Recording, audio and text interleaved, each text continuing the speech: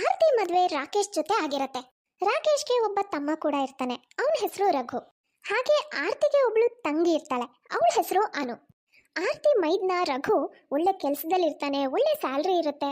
ಹಾಗೆ ಅವಳ ಗಂಡನ ಮನೆಯವರು ಕೂಡ ಒಳ್ಳೆ ಅನುಕೂಲಸ್ಥರಾಗೆ ಇರ್ತಾರೆ. ಹಾಗಾಗಿ ಆರ್ತಿಗೆ ತನ್ನ ತಂಗಿ ಅನು ಮದ್ವೆನ ಮೈದನ ರಘು ಜೊತೆನೆ ಮಾಡಿಸ್ಬೇಕು ಅಂತ ತುಂಬಾ ಆಸೆ ಇರುತ್ತೆ. ಆದ್ರೆ ಆರ್ತಿ ಅತ್ತೆ ಮಾವನಿಗೆ ತಮ್ಮ ಇಬ್ರು ಗಂಡು ಮಕ್ಕಳಿಗೆ ಅಕ್ಕ ತಂಗಿನೇ ತಂದ್ಕೊಳ್ಳೋದು ಇಷ್ಟ ಇರಲ್ಲ. ನಮ್ ರಘುಗೂ ಒಳ್ಳೆ ಕೆಲಸ ಸಿಕ್ತು, ಒಳ್ಳೆ ಸಂಬಳ ತಗೋತಿದ್ದಾನೆ, ಇನ್ನೇನು ಆದಷ್ಟು ಬೇಗ ಒಳ್ಳೆ ಹುಡುಗಿನ ಹುಡುಕಿ ಅವ್ನ ಮದುವೆ ಮಾಡ್ಬೇಕು. ಅತ್ತೆ, ನಮ್ ರಘುಗೆ ಹುಡುಗಿನ ಹುಡುಕೋ ಅವಶ್ಯಕತೆ ಏನಿದೆ? ನಮ್ ತಂಗಿ ಅನುನೇ ಇದ್ದಾಳಲ್ಲ, ನಮ್ ಅನು ರಘುಗೆ ಪರ್ಫೆಕ್ಟ್ ಮ್ಯಾಚ್. ಆರ್ತಿ, ಅಮ್ಮ ನಿನಗೆ ಎಷ್ಟು ಸಲ ಹೇಳಿಲ್ಲ ನಿನ್ ತಂಗಿನ ಈ ಮನೆಗೆ ಸೊಸೆಯಾಗಿ ಕರ್ಕೊಂಡು ಬರಕ್ಕೆ ಇಷ್ಟ ಇಲ್ಲ ಅಂತ, ಮತ್ತು ಅದನ್ನೇ ಹೇಳ್ತೀಯಪ್ಪ. ಸಾಕ್ ಸುಮ್ನಿರ್ರಿ, ನನ್ನ ತಂಗಿಲ ಅಂತ ಕೊರತೆ ಏನಿದೆ? ನೋಡಕ್ಕೆ ಸುಂದರವಾಗಿದ್ದಾಳೆ, ಎಲ್ಲ ಕೆಲಸನೂ ಕಲ್ತಿದ್ದಾಳೆ, ಇನ್ನೇನ್ ಬೇಕು ನಿಮ್ಗಳಿಗೆ? ಆರ್ತಿ, ನಿನ್ ತಂಗಿ ಸುಂದರವಾಗಿದ್ದಾಳೆ, ಎಲ್ಲ ಕೆಲಸ ಬರುತ್ತೆ, ಎಲ್ಲ ಒಪ್ಕೋತೀನಿ, ಅವಳಲ್ಲಿ ಏನು ಕೊರತೆ ಇಲ್ಲ. ಆದ್ರೆ ಇಲ್ಲಿ ವಿಷಯ ಏನಂದ್ರೆ, ಒಂದೇ ಮನೆಯಿಂದ ಅಂದ್ರೆ ಅಕ್ಕ ತಂಗಿನ ನಮ್ಮ ಮನೆಗೆ ಸೊಸೆಂದ್ರಾಗಿ ತಗೋಬಾರ್ದು, ಇಬ್ರು ಸೊಸೆಂದ್ರು ಬೇರೆ ಬೇರೆ ಮನೆಯಿಂದ ಬಂದಿರ್ಬೇಕು ಅಂತ ನಾನು ನಿರ್ಧಾರ ಮಾಡ್ಬಿಟ್ಟಿದ್ದೆ. ನಾನು ಈ ತರ ನಿರ್ಧಾರ ಮಾಡೋಕ್ಕೂ ಕಾರಣ ಇದೆ. ಒಂದೇ ಮನೆಯಿಂದ ಅಕ್ಕ ತಂಗಿ ಏನಾದ್ರು ವಾರ್ಗಿತ್ತೀರಾದ್ರಂದ್ರೆ ಸುಮ್ಮನೆ ತುಂಬಾ ಸಮಸ್ಯೆಗಳು ಶುರುವಾಗುತ್ತೆ. ಅದಕ್ಕೆ ಒಂದೇ ಮನೆಯಿಂದ ಸೊಸೆಂದ್ರು ಬೇಡವೇ ಬೇಡಪ್ಪ ಅಂತ ನಾನು ನಿರ್ಧಾರ ಮಾಡ್ಬಿಟ್ಟಿದ್ದೀನಿ. ನಮ್ಮತ್ತೆ ಏನೇ ಹೇಳಿದ್ರು ನಾನಂತೂ ಕೇಳಲ್ಲ. ನಾನಂತೂ ನಿರ್ಧಾರ ಮಾಡ್ಬಿಟ್ಟಿದ್ದೀನಿ, ನನ್ನ ತಂಗಿ ಅನುನ ನನ್ನ ಮೈದ್ನ ರಘುಗೆ ಕೊಟ್ಟು ಮದುವೆ ಮಾಡಿಸೋದು ಅಂತ. ಏನು ಮಾಡೋದು? ಹಾಂ, ಐಡಿಯಾ. ನಾನು ನನ್ನ ತಂಗಿನ ಒಂದಷ್ಟು ದಿನದ ಮಟ್ಟಿಗೆ ಇಲ್ಲಿ ಕರೆಸ್ತೀನಿ, ಆಮೇಲೆ ನನ್ನ ಆಟ ಶುರು ಮಾಡ್ತೀನಿ. ಅರಿ, ಅಪ್ಪ ಅಮ್ಮ ಇಬ್ರು ಒಂದು ವಾರದ ಮಟ್ಟಿಗೆ ಊರಲ್ಲಿ ಏನೋ ಕೆಲಸ ಇದೆ ಅಂತ ಹೋಗ್ತಾ ಇದ್ದಾರೆ. ಮನೇಲಿ ಅನು ಒಬ್ಳೆ ಆಗ್ತಾಳೆ, ಅನು ಊರಿಗೆ ಹೋಗಲ್ವಂತೆ. ಹಾಗಾಗಿ ಅವಳನ್ನ ಇಲ್ಲಿ ಕರ್ಸೋಣ ಅಂತ ಯೋಚನೆ ಮಾಡಿದ್ದೀನಿ. ಅದಕ್ಕೇನಂತೆ ಕರಿ, ನಿನ್ ತಂಗಿನ ನೀನ್ ಕರ್ಸ್ಕೊಳಕ್ಕೆ ನನ್ನನ್ನು ಕೇಳ್ಬೇಕಾ? ಆದ್ರೆ ಒಂದು ಮಾತು ನೆನ್ಪಿಡ್ಕೊ, ಯಾವುದೇ ಕಾರಣಕ್ಕೂ ನಿನ್ ತಂಗಿ ಮತ್ತೆ ನನ್ನ ತಮ್ಮನ ಮದುವೆ ವಿಷಯ ಮಾತ್ರ ತೆಗಿಬೇಡ. ಅಮ್ಮ ಮಾತ್ರ ಯಾವ ಕಾರಣಕ್ಕೂ ಇದಕ್ಕೆ ಒಪ್ಕೊಳ್ಳಲ್ಲ. ಮಾನೇ ದಿನನೇ ಅನು ಅಕ್ಕನ ಮನೆಗೆ ಬರ್ತಾಳೆ. ಅಕ್ಕ, ಏನೇ ಅಂದ್ರೂ ನಿನ್ನ ಮೈದ್ನ ಮಾತ್ರ ಸಖತ್ ಹ್ಯಾಂಡ್ಸಮ್ ಆಗಿದ್ದಾರೆ ಕಣೆ. ಆದರೆ ಪುಣ್ಯಾತ್ಮ ನನ್ನ ಕಡೆ ತಿರ್ಗೂಡ ನೋಡಲ್ಲ. ನೀನು ಯಾಕೆ ಚಿಂತೆ ಮಾಡ್ತೀಯಾನು? ನನ್ನ ಮೈದ್ನ ನಿನ್ನ ಕಡೆ ತಿರ್ಗೂ ನೋಡ್ತಾನೆ, ನೀನು ಅವನ ಹೆಂಡತಿಯಾಗಿ ಈ ಮನೆ ಸೊಸೆನೂ ಆಗ್ತೀಯ. ನೀನು ಸುಮ್ಮನೆ ನೋಡ್ತಾ ಹೋಗು ಅಷ್ಟೇ. ಅಂದರೆ ಅಕ್ಕ, ನೀನು ಏನು ಮಾಡಬೇಕು ಅಂತಿದ್ಯಾ? ಏನಿಲ್ವೇ, ನೀನೊಂದು ಸ್ವಲ್ಪ ದಿನದ ಮಟ್ಟಿಗೆ ಇಲ್ಲಿರು, ಆಮೇಲೆ ನೋಡು ನಿಮ್ಮ ಅಕ್ಕ ಏನೇನು ಮಾಡ್ತಾಳೆ ಅಂತ. ಅಕ್ಕ, ನೀನೇನಾದರೂ ನಿನ್ನ ಮೈದ್ನ ರಘು ಜೊತೆ ನನ್ನ ಮದುವೆ ಮಾಡಿಸ್ದ್ಯಾ ಅನ್ಕೋ, ಜೀವನ ಪೂರ್ತಿ ನಿನ್ನ ಸೇವೆ ಮಾಡ್ತೀನಿ ಕಣೆ. ನಾನು ಮೊದಲನೇ ಸಲ ರಘುವನ್ನ ನೋಡ್ದಾಗ್ಲಿಂದನೇ ನನಗವ್ರು ಎಷ್ಟಿಷ್ಟ ಆಗಿದ್ದಾರೆ ಗೊತ್ತಾ? ನನ್ನ ತಂಗಿ ಮನಸ್ಸಲ್ಲಿ ಏನಿದೆ ಅಂತ ನಾನು ಯಾವಾಗಲೂ ಅರ್ಥ ಮಾಡ್ಕೊಂಡ್ಬಿಟ್ಟಿದ್ದೀನಿ. ನೋಡು, ನೀನು ಏನೂ ಇಲ್ಲ, ನಾನು ಏನು ಹೇಳ್ತೀನೋ ಹಾಗೆ ಕೇಳ್ತಾ ಹೋಗು ಅಷ್ಟೇ. ಸರಿ ಅಕ್ಕ. ನೋಡನು, ಇನ್ನು ಸ್ವಲ್ಪ ಹೊತ್ತಲ್ಲಿ ಅತ್ತೆ ಸ್ನಾನ ಮಾಡಿ ಬಾತ್ರೂಮಿಂದ ಆಚೆ ಬರ್ತಾರೆ. ನೀನೇನು ಮಾಡು ಅಂದರೆ ಅವ್ರು ಆಚೆ ಬರೋಷ್ಟರೊಳಗೆ ಬಾತ್ರೂಮ್ ಡೋರಿಂದ ಆಚೆ ಒಂದು ಸ್ವಲ್ಪ ಜಾರೋ ಥರ ನೀರು ಹಾಕ್ಬಿಡು. ನೀನು ಏನು ಹೇಳ್ತಾ ಇದೀಯ ಅಕ್ಕ? ಹಾಗೇನಾದರೂ ಮಾಡಿದ್ರೆ ನಿಮ್ಮ ಅತ್ತೆ ಜಾರ್ ಬೀಳಲ್ವಾ? ಜಾರ್ ಬಿದ್ದವ್ರಿಗೇನಾದರೂ ಏಟಾದರೆ? ಅಯ್ಯೋ, ನಿನ್ಗಂತೂ ಏನು ಅರ್ಥ ಆಗಲ್ಲ. ನಾನು ಪೂರ್ತಿ ಹೇಳೋವರೆಗೂ ಕೇಳು. ನೀನು ನೀರು ಹಾಕ್ತೀಯಲ್ಲ, ಅತ್ತೆ ಆಚೆ ಕಾಲಿಡ್ತಿದ್ದಾಗೆ ಅವರು ಇನ್ನೇನು ಜಾರೋಷ್ಟರಲ್ಲಿ ನೀನು ಹೋಗಿ ಅವ್ರನ್ನ ಹಿಡ್ಕೊಂಡ್ಬಿಡು. ಅವಾಗ ಅತ್ತೆಗೆ ತಾನು ಜಾರ್ ಬೀಳೋದ್ರಿಂದ ನೀನು ಕಾಪಾಡ್ಬಿಟ್ಟೆ ಅನ್ನೋ ಒಂದು ಭಾವನೆ ಮನಸ್ಸಲ್ಲಿ ಬರುತ್ತೆ. ನೋಡು, ನಮ್ಮ ಅತ್ತೆ ಮನಸ್ಸಲ್ಲಿ ನಿನ್ನ ಬಗ್ಗೆ ಒಳ್ಳೆ ಭಾವನೆ ಬರಬೇಕು ಅಂದರೆ ನಾನು ಹೇಳ್ದಾಗ ನೀನು ಕೇಳಬೇಕು. ಈಗೇನು ನಿನಗೆ ಈ ಮನೆ ಸೊಸೆ ಆಗಬೇಕೋ ಬೇಡವೋ? ಆಗ್ಬೇಕಕ್ಕ. ಸರಿ, ನೀನು ಹೇಳಿದ ನಂಗೆ ಅರ್ಥ ಆಯಿತು. ನಾನು ಈಗಲೇ ಹೋಗಿ ಡೋರ್ ಹತ್ರ ನೀರು ಹಾಕ್ಬಿಡ್ತೀನಿ. ಸ್ವಲ್ಪ ಹೊತ್ತಲ್ಲಿ ಅತ್ತೆ ಬಾತ್ರೂಮಿಂದ ಆಚೆ ಬಂದು ಇನ್ನೇನು ಜಾರ್ ಬೀಳೋಷ್ಟರಲ್ಲಿ ಅನು ಓಡ್ ಬಂದು ಅವಳನ್ನು ಹಿಡ್ಕೊಂಡು ಬೀಳೋದ್ರಿಂದ ತಡಿತಾಳೆ. ಅಯ್ಯೋ ದೇವ್ರೆ, ಕೆಳಗೆ ಬಿದ್ದುಬಿಡ್ತಿದ್ನಲ್ಲಮ್ಮ, ಬಿದ್ದೇನಾದ್ರೂ ಸೊಂಟ ಗಿಂಟ ಮುರ್ತಿದ್ರೆ ನನ್ನ ಗತಿ ಏನು? ಅನು, ಸರಿಯಾದ ಸಮಯಕ್ಕೆ ಬಂದು ನನ್ನನ್ನು ಕಾಪಾಡ್ಬಿಟ್ಟೆಮ್ಮ. ನಾನು ಹೇಳ್ತಿರ್ಲಿಲ್ವಾ ಅತ್ತೆ, ನನ್ನ ತಂಗಿ ತುಂಬ ಒಳ್ಳೆಯವಳು, ಎಲ್ಲರಿಗೂ ಸರಿಯಾದ ಸಮಯದಲ್ಲಿ ಸಹಾಯ ಮಾಡ್ತಾಳೆ ಅಂತ? ಹೌದಾರ್ತಿ, ನೀನು ಹೇಳಿದ ನಿಜ. ಅನು, ದೇವ್ರು ನಿನಗೆ ಒಳ್ಳೇದು ಮಾಡ್ಲಮ್ಮ, ಇವತ್ತು ನನ್ನನ್ನು ದೊಡ್ಡ ಕಂಟಕದಿಂದ ಪಾರ್ ಮಾಡಿಬಿಟ್ಟೆ. ನಮ್ಮಮ್ಮನ ಕಾಪಾಡಿದ್ದಕ್ಕೆ ತುಂಬಾ ಥ್ಯಾಂಕ್ಸ್ ಅನು. ಅಯ್ಯೋ, ಪರವಾಗಿಲ್ಲ ಬಿಡಿ, ಇಷ್ಟಕ್ಕೆಲ್ಲ ಥ್ಯಾಂಕ್ಸ್ ಯಾಕೆ ಹೇಳ್ತೀರಾ? ವಾವ್ ಅಕ್ಕ, ನಿನ್ನ ತಲೆ ಅಂದ್ರೆ ತಲೆ, ನಿನ್ನ ಐಡಿಯಾ ಇವತ್ತು ಸಖತ್ತಾಗಿ ವರ್ಕ್ ಆಯ್ತು. ನೋಡ್ದ್ಯಾ, ಈಗ ಗೊತ್ತಾಯ್ತಾ? ನೋಡು, ಇಲ್ಲಿ ಇರೋಷ್ಟು ದಿನ ನಾನು ಹೇಳ್ದ ಹಾಗೆ ಕೇಳ್ತಾ ಹೋಗು. ಆಮೇಲೆ ನೋಡು, ನಮ್ಮತ್ತೆ ತಾನಾಗೆ ನನ್ನ ಹತ್ರ ಬಂದು, ಆರ್ತಿ, ನಿನ್ನ ತಂಗಿ ಅನುನ ನನ್ನ ಮಗ ರಘುಗೆ ತಂದ್ಕೊಳ್ಳೋಣ ಅಂತ ನಿರ್ಧಾರ ಮಾಡಿದ್ದೀನಿ ಅಂತ ಹೇಳ್ತಾರೆ. ನೋಡನು, ನಾವೀಗ ನಮ್ಮ ನೆಕ್ಸ್ಟ್ ಪ್ಲಾನ್ನ ಇಂಪ್ಲಿಮೆಂಟ್ ಮಾಡಬೇಕು. ಏನಕ್ಕ ಅದು? ನೋಡು, ನಮ್ಮ ಅತ್ತೆಗೆ ಅಜ್ವಾಯಿನ್ ತಿಂದರೆ ಅಲರ್ಜಿ ಆಗುತ್ತೆ, ಅತ್ತೆಂದ್ರೆ ಆಗಲ್ಲ ಅವರಿಗೆ. ಹಾಗಾಗಿ ನಾನಿವತ್ತು ಬೇಕು ಅಂತಾನೆ ಪಲ್ಯದಲ್ಲಿ ಅಜ್ವಾಯಿನ್ ಹಾಕ್ಬಿಡ್ತೀನಿ. ಅಕ್ಕ, ಹಾಗೇನಾದ್ರೂ ಮಾಡಿದ್ರೆ ಅತ್ತೆಗೆ ಸಮಸ್ಯೆ ಆಗಲ್ವಾ? ಅಯ್ಯೋ, ನಾನು ಪೂರ್ತಿ ಹೇಳೋವರೆಗೂ ಕೇಳು. ಅತ್ತೆಗೆ ಅಜ್ವಾಯಿನ್ ತಿಂದ ಅಲರ್ಜಿ ಆದಾಗ ಅವ್ರಿಗೆ ಒಂದು ಕಷಾಯನ ಕೊಡಬೇಕು. ಆ ಕಷಾಯ ಕುಡಿದ ತಕ್ಷಣನೇ ಅವಳಿಗೆ ಆರಾಮಾಗ್ಬಿಡುತ್ತೆ. ಆ ಕಷಾಯಕ್ಕೆ ಏನೇನು ಹಾಕಬೇಕು ಅಂತಲೂ ನನಗೆ ಗೊತ್ತು, ನಾನು ಅದನ್ನು ನಿನಗೆ ಹೇಳ್ಕೊಡ್ತೀನಿ ಆಯಿತಾ. ನನಗಿದೆಲ್ಲ ಗೊತ್ತು ಅಂತ ನಮ್ಮ ಅತ್ತೆಗೆ ಗೊತ್ತಿಲ್ಲ. ಈಗ ಅಜ್ವಾಯಿನ್ ತಿಂದು ಅತ್ತೆಗೆ ಅಲರ್ಜಿ ಆಗುತ್ತಲ್ಲ, ತಕ್ಷಣವೇ ನೀನು ಆ ಕಷಾಯ ಮಾಡ್ಕೊಂಡು ಬಂದು ಅತ್ತೆಗೆ ಕೊಡಬೇಕು. ಸರಿ ಅಕ್ಕ. ಆರ್ತಿ, ಪಲ್ಯಕ್ಕೆ ಯಾಕಮ್ಮ ಅಜ್ವಾಯಿನ್ ಹಾಕಿದ್ಯಾ? ನಿನಗೆ ಗೊತ್ತಿಲ್ವಾ ನನಗೆ ಅಜ್ವಾಯಿನ್ ತಿಂದರೆ ಅಲರ್ಜಿ ಆಗುತ್ತೆ ಅಂತ? ಅಯ್ಯೋ ಅತ್ತೆ, ನನಗೆ ಗೊತ್ತಾಗ್ಲಿಲ್ಲ, ಏನೋ ಮಿಸ್ ಆಗಿ ಅಜ್ವಾಯಿನ್ ಬಿದ್ಬಿಟ್ಟಿದೆ. ಆರ್ತಿ, ಬೇಗ ಹೋಗಿ ಅಮ್ಮನಿಗೊಂದು ಸ್ವಲ್ಪ ನೀರು ತಗೊಂಡ್ ಬಾ. ಅಯ್ಯೋ ಭಾವ, ನೀರು ಕುಡಿದ್ರೆ ಅತ್ತೆಗಾಗಿರೋ ಅಲರ್ಜಿ ಸರಿ ಹೋಗಲ್ಲ. ಅದಕ್ಕೆ ಏನು ಮಾಡಬೇಕು ಅಂತ ನನಗೆ ಗೊತ್ತು. ನಾನು ಹೋಗಿ ಒಂದು ಕಷಾಯ ಮಾಡ್ಕೊಂಡು ಬರ್ತೀನಿ, ಅದು ಕುಡಿದ್ರೆ ತಕ್ಷಣ ಆರಾಮಾಗುತ್ತೆ. ಅನು ಬೇಗ ಹೋಗಿ ಕಷಾಯ ಮಾಡ್ಕೊಂಡು ಬಂದು ಅತ್ತೆಗೆ ಕೊಡ್ತಾಳೆ.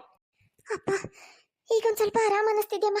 ಅದು ಸರಿ ಅನು, ಅಮ್ಮನಿಗೆ ಈ ಥರ ಅಲರ್ಜಿ ಆದಾಗ ಈ ಕಷಾಯ ಕುಡಿದ್ರೆ ಆರಾಮಾಗುತ್ತೆ ಅಂತ ನಿನಗೆ ಹೇಗೆ ಗೊತ್ತು? ಅದು ಹಾಗೆ ಗೊತ್ತು ಭಾವ. ಈ ಥರ ಅಲರ್ಜಿ ಆದಾಗ ಈ ರೀತಿ ಕಷಾಯ ಕೊಟ್ಟು ಆರಾಮಾಗತ್ತೆ ಅಂತ ನಮ್ಮ ಊರಲ್ಲಿ ನಾನು ಎಲ್ಲ ಹೇಳೋದನ್ನ ಕೇಳಿದ್ದೀನಿ. ಹಾಗಾಗಿ ಅತ್ತೆಗೆ ಮಾಡಿಕೊಟ್ಟೆ. ಅನು, ನೀನಿವತ್ತು ನಮ್ಮ ಅತ್ತೆ ಪ್ರಾಣನೇ ಉಳಿಸ್ಬಿಟ್ಟೆ. ನನ್ನಿಂದ ಆಗಿದ್ದ ತಪ್ಪನ್ನ ನೀನು ಸರಿ ಮಾಡಿಬಿಟ್ಟೆ. ಹೌದಮ್ಮ ಅನು, ತುಂಬ ಥ್ಯಾಂಕ್ಸ್ ಕಣಮ್ಮ. ನಿಜವಾಗ್ಲೂ ನೀನು ತುಂಬ ಒಳ್ಳೆ ಹುಡುಗಿ. ಯಾರಿಗಾದರೂ ಏನಾದರೂ ತೊಂದರೆ ಆಯಿತು ಅಂದರೆ ತಕ್ಷಣ ಬಂದು ಸಹಾಯ ಮಾಡ್ತೀಯಾ. ಅಷ್ಟೇ ಅಲ್ಲ, ತುಂಬಾ ತಿಳ್ಕೊಂಡಿದ್ಯಾ ಕೂಡ. ಈಗಲೇ ನೋಡು, ಈ ಥರ ಅಲರ್ಜಿ ಆದಾಗ ಏನು ಕೊಡಬೇಕು ಅನ್ನೋದು ಎಷ್ಟು ಚೆನ್ನಾಗಿ ಗೊತ್ತು ನಿನಗೆ. ಹೌದು ಅನು, ನಿಜವಾಗ್ಲೂ ನೀನು ತುಂಬಾ intelligent. Thank you so much. ಅದಕ್ಕೆ ನನಗೆ ಆಫೀಸಿಗೆ ಲೇಟ್ ಆಗ್ತಿದೆ, ಈ ಫೈಲ್ನ ಎತ್ತಿಡೋಕ್ಕೆ ಟೈಮ್ ಇಲ್ಲ. ಹಾಗಾಗಿ ನೀವು ಒಂದು ಸ್ವಲ್ಪ ಎಲ್ಲಾದರೂ ಎತ್ತಿಟ್ಟಿರಿ, ನಾನು ಮಧ್ಯಾಹ್ನದ ನಂತರ ಬಂದು ಕೇಳ್ತೀನಿ, ಆವಾಗ ಈ ಫೈಲ್ನ ನನಗೆ ಕೊಡಿ. ಸರಿ ರಘು. ಬರ್ತೀನಿ. ಅದಕ್ಕೆ ಫೈಲ್ ಹುಷಾರು, ತುಂಬ ಇಂಪಾರ್ಟೆಂಟ್ ಅದು. ನೋಡನು, ಈ ಫೈಲು ರಘು ಆಫೀಸ್ದು ತುಂಬ ಇಂಪಾರ್ಟೆಂಟ್ ಫೈಲ್ ಅಂತೆ ಅವನಿಗೆ. ಇದನ್ನು ಹುಷಾರಾಗಿ ಎತ್ತಿಟ್ಟಿರಿ, ನಾನು ಮಧ್ಯಾಹ್ನ ಮೇಲೆ ಬಂದು ಇಸ್ಕೋತೀನಿ ಅಂತ ಹೇಳಿದ್ದಾನೆ. ನಾನು ಇದನ್ನು ಎಲ್ಲಾದರೂ ಒಂದು ಕಡೆ ಇಡ್ತೀನಿ, ಎಲ್ಲಿಟ್ಟಿದ್ದೀನಿ ಅಂತ ನಿನಗೆ ಹೇಳ್ತೀನಿ. ಮಧ್ಯಾಹ್ನ ರಘು ಬಂದು ಈ ಫೈಲ್ ಕೇಳಿದಾಗ ನನಗೆ ಸಿಗ್ತಾ ಇಲ್ಲ, ಎಲ್ಲೋ ಇಟ್ಬಿಟ್ಟಿದ್ದೀನಿ ಅಂತ ಹುಡ್ಕೋ ಥರ ನಾಟಕ ಮಾಡ್ತೀನಿ. ಅಷ್ಟರಲ್ಲಿ ನೀನು ಪಟ್ಟ ಅಂತ ಈ ಫೈಲ್ನ ತೊಗೊಂಡು ಬಂದು ರಘು ಕೊಡಬೇಕು. ವಾವ್ ಅಕ್ಕ, ನನಗೆಲ್ಲ ಅರ್ಥ ಆಯಿತು. ಆದರೂ ಅಕ್ಕ, ನನ್ನನ್ನು ಈ ಮನೆ ಸೊಸೆ ಮಾಡೋಕ್ಕೆ ನೀನು ಎಷ್ಟು ಕಷ್ಟಪಡ್ತಾ ಇದೆಯಾ. ಸಂಜೆ ಸಮಯ. ಅದಕ್ಕೆ ನಾನು ಬೆಳಿಗ್ಗೆ ನಿಮ್ಮ ಕೈಗೆ ಒಂದು ಫೈಲ್ನ ಎತ್ತಿಡಿ ಅಂತ ಕೊಟ್ಟಿದ್ನಲ್ಲ, ಯೆಲ್ಲೋ ಕಲರ್ ಫೈಲು, ಆ ಫೈಲ್ನ ಕೊಡಿ. ಅದಕ್ಕೆ ನನಗೊಂದು ಇಂಪಾರ್ಟೆಂಟ್ ಪ್ರೆಸೆಂಟೇಷನ್ ರೆಡಿ ಮಾಡಬೇಕು. ಆರ್ತಿ ಆ ಫೈಲ್ ಹುಡ್ಕೋ ಥರ ನಾಟಕ ಮಾಡ್ತಾಳೆ. ಅಯ್ಯೋ ದೇವ್ರೆ, ರಘು, ನೀವು ಕೊಟ್ಟಿದ್ದ ಫೈಲ್ ನನಗೆ ಸಿಗ್ತಾನೆ ಇಲ್ಲ, ಎಲ್ಲಿಟ್ಟಿದ್ದೀನಿ ಅಂತಲೂ ನೆನಪೇ ಆಗ್ತಾ ಇಲ್ಲ. ಏನು ಮಾಡೋದು ಇವಾಗ? ಅಯ್ಯೋ ಅದಕ್ಕೆ ಏನು ಹೇಳ್ತಾ ಇದ್ದೀರಾ ನೀವು? ನಾನು ಬೆಳಗ್ಗೆನೇ ನಿಮಗೆ ಹೇಳಿದೆ ಆ ಫೈಲ್ ತುಂಬ ಇಂಪಾರ್ಟೆಂಟ್ ಅಂತ.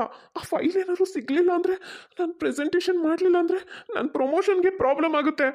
ಅಷ್ಟೊತ್ತಿಗೆ ಅನು ಆ ಫೈಲ್ ತಗೊಂಡು ಅಲ್ಲಿಗೆ ಬರ್ತಾಳೆ. ರಘು, ಇಲ್ಲಿದೆ ನಿಮ್ಮ ಫೈಲ್. ಅಕ್ಕ ಬೆಳಗ್ಗೆ ಈ ಫೈಲ್ನ ಹಾಗೆ ಟೇಬಲ್ ಮೇಲೆ ಇಟ್ಬಿಟ್ಟಿದ್ಲು. ಅದನ್ನು ಹುಷಾರಾಗಿಡೋದನ್ನ ಅವಳು ಬೇರೆ ಕೆಲಸದಲ್ಲಿ ಇದ್ದಿದ್ದರಿಂದ ಮರ್ತು ಬಿಟ್ಟಿದ್ದಾಳೆ. ನಾನು ಈ ಫೈಲ್ ತುಂಬ ಇಂಪಾರ್ಟೆಂಟ್ ಅಂತ ನೀವು ಬೆಳಗ್ಗೆ ಅಕ್ಕನ ಹತ್ರ ಹೇಳ್ತಿದ್ದನ್ನ ಕೇಳಿಸ್ಕೊಂಡಿದ್ದೆ. ಹಾಗಾಗಿ ಮತ್ತೆ ಯಾರಾದರೂ ಈ ಫೈಲ್ನ ಎಲ್ಲಾದರೂ ಇಟ್ಬಿಟ್ರೆ ಆಮೇಲೆ ನಿಮಗೆ ತೊಂದರೆ ಆಗುತ್ತೆ ಅಂತ ನಾನೇ ಈ ಫೈಲ್ನ ಹುಷಾರಾಗಿ ತೆಗೆದಿಟ್ಟಿದ್ದೆ. ಅನು, ನಾನು ನಿನಗೆ ಹೇಗೆ ಥ್ಯಾಂಕ್ಸ್ ಹೇಳಬೇಕು ಅಂತಲೇ ಗೊತ್ತಾಗ್ತಿಲ್ಲ. ನಿಜವಾಗ್ಲೂ ಇವತ್ತು ನೀನು ನನಗೆ ಎಷ್ಟು ದೊಡ್ಡ ಉಪಕಾರ ಮಾಡಿದೆ ಅಂತ ನಿನಗೆ ಗೊತ್ತಿಲ್ಲ.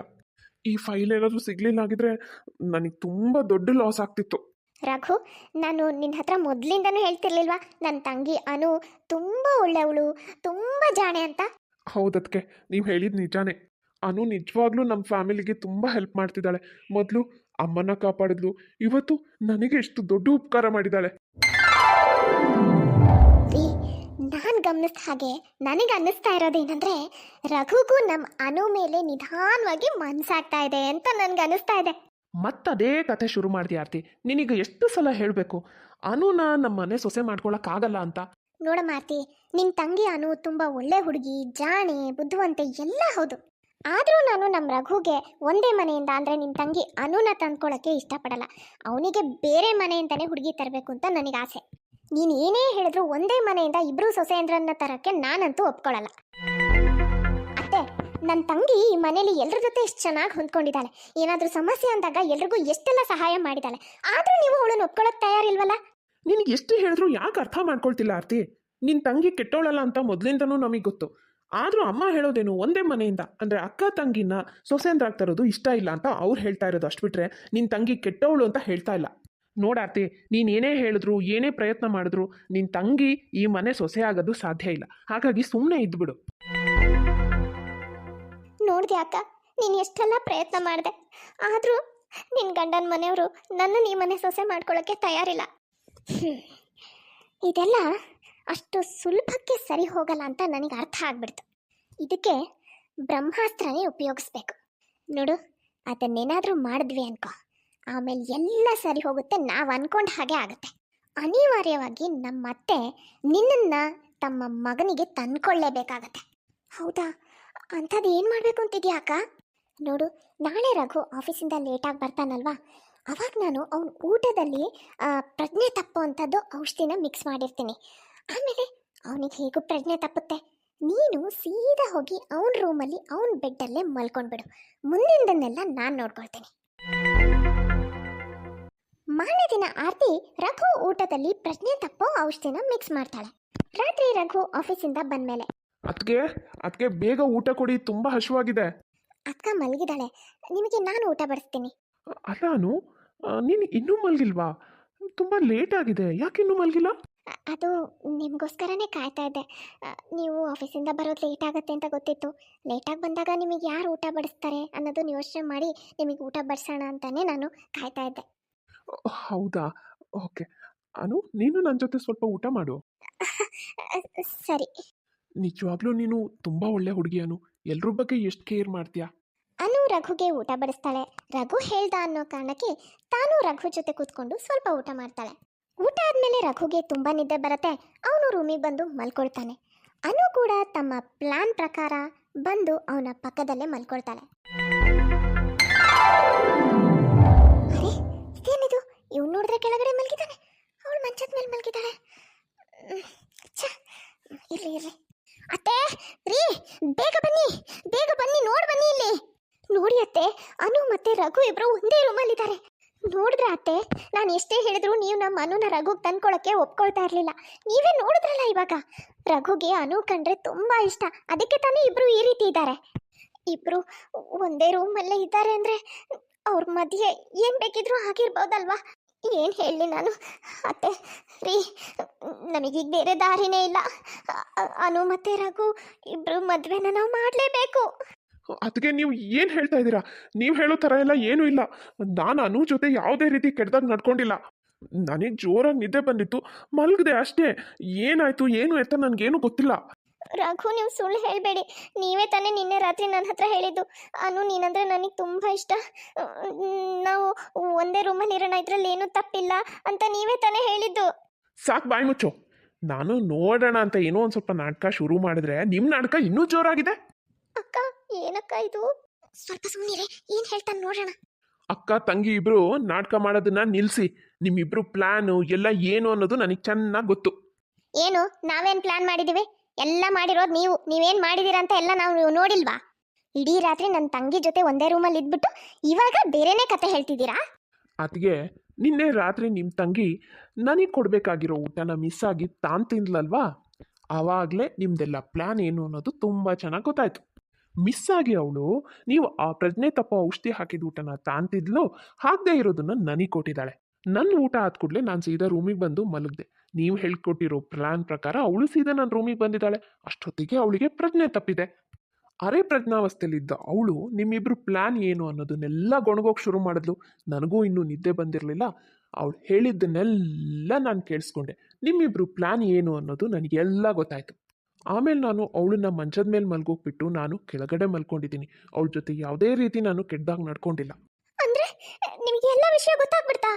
ಹೌದು, ನನಗೆ ಎಲ್ಲ ಗೊತ್ತಾಯಿತು. ಆದರೂ ಅದಕ್ಕೆ ನೀವು ನಿಮ್ಮ ತಂಗಿನ ನನ್ನ ಜೊತೆ ಮದುವೆ ಮಾಡಿಸ್ಬೇಕು ಅಂತ ತೀರಾ ಈ ಮಟ್ಟಕ್ಕೆ ಯೋಚನೆ ಮಾಡಬಾರ್ದಾಗಿತ್ತು. ಬಲವಂತವಾಗಿ ನನಗೆ ಮದುವೆ ಮಾಡಿಸ್ಬೇಕು ಅನ್ನೋ ಹಠ ಏನಕ್ಕೆ ನಿಮಗೆ? ಅಷ್ಟಕ್ಕೂ ನನಗೆ ನಿಮ್ಮ ತಂಗಿ ಬಗ್ಗೆ ಆ ರೀತಿ ಭಾವನೆ ಇಲ್ಲವೇ ಇಲ್ಲ. ಹಾಗೆ ನಿಮಗೆ ಇನ್ನೊಂದು ಸತ್ಯ ಹೇಳ್ತೀನಿ ಕೇಳಿ. ನನಗೀಗಾಗಲೇ ಗರ್ಲ್ ಫ್ರೆಂಡ್ ಇದ್ದಾಳೆ. ನಾನು ಅವಳನ್ನ ತುಂಬ ಇಷ್ಟಪಡ್ತಾ ಇದ್ದೀನಿ. ನಾನು ಅವಳನ್ನೇ ಮದುವೆ ಆಗ್ತೀನಿ.